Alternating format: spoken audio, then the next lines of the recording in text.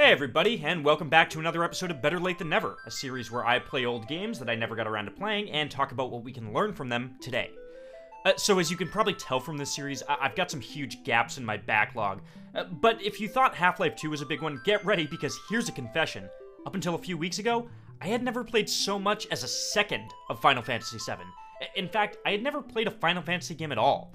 And there have always been huge gaps in my history with RPGs, and I've tried to tackle them a lot in this series so far. So, what did I learn from my first Final Fantasy experience and my first PS1 era game for this series? Well, here are my three biggest takeaways from Final Fantasy VII. Number 1, outdated graphics can still get the job done. We talk a lot about graphics in this series, mostly because it's this really clear visual indicator of how a game has aged. Now, in our last video, I could barely process what was happening on screen in Star Fox. In a weird way, I kind of loved its surreal style, but more as a removed piece of weird art, and not so much as a function of the game.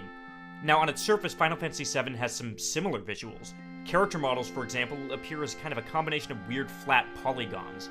The game uses these beautiful backgrounds, almost like old-timey movie matte paintings, but that also leads to tons of kind of weird interactions where your 3D character has to awkwardly interact with a static backdrop.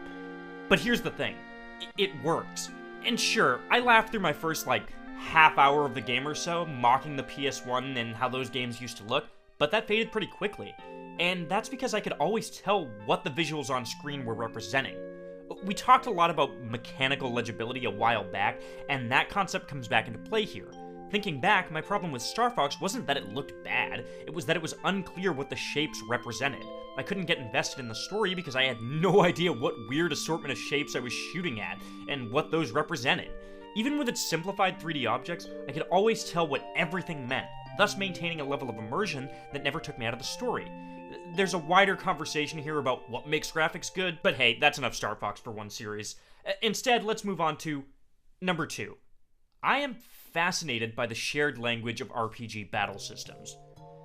Like I said, I'm not well-versed in RPGs, or at least not as well-versed as I want to be. Skies of Arcadia and Earthbound are two of my favorite games, but I've only had a bit of exposure to this style of RPG. But this is the 4th RPG I've done for this series so far, and I'm starting to notice something interesting. And that's the way that RPGs build off one another's battle systems. For example, I love Chrono Trigger, and Final Fantasy VII has a similar approach to combat with its time turn-based combat. It's clear that Final Fantasy VII is taking battle systems from older games and iterating on them by taking character position into effect, for example. But you can keep tracing that system forward to a game like Knights of the Old Republic. While it's an action game on its surface, the combat basically plays out in the exact same way. You pick your actions, and they play out in this timed way. If you added Final Fantasy VII's overlay to Knights of the Old Republic, I think it wouldn't feel too far off.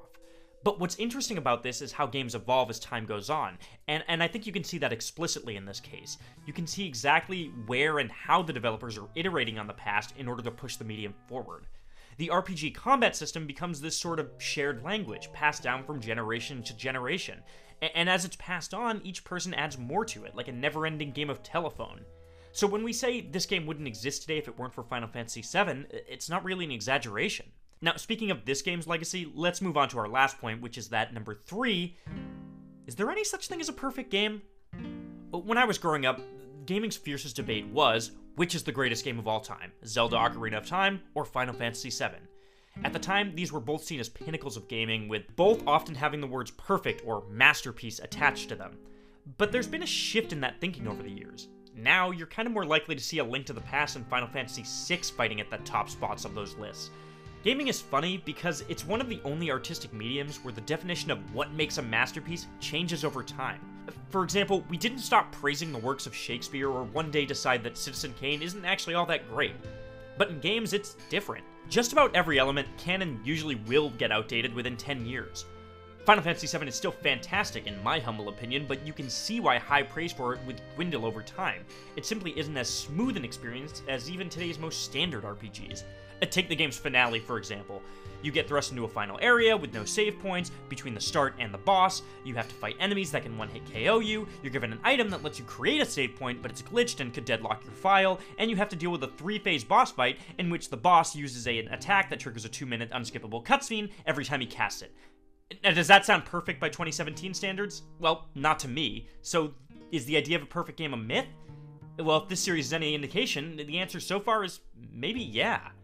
Hey, speaking of this series, there's still a ton of games on my list, and I want to know what I should tackle next. So check out the list in the description, and let me know what you think in the comments. And thanks to all of you for requesting this one. I loved my first Final Fantasy experience, and we'll revisit this later when I tackle number 6. Until then, I don't want to read another dialogue box for a very, very long time. See you next time.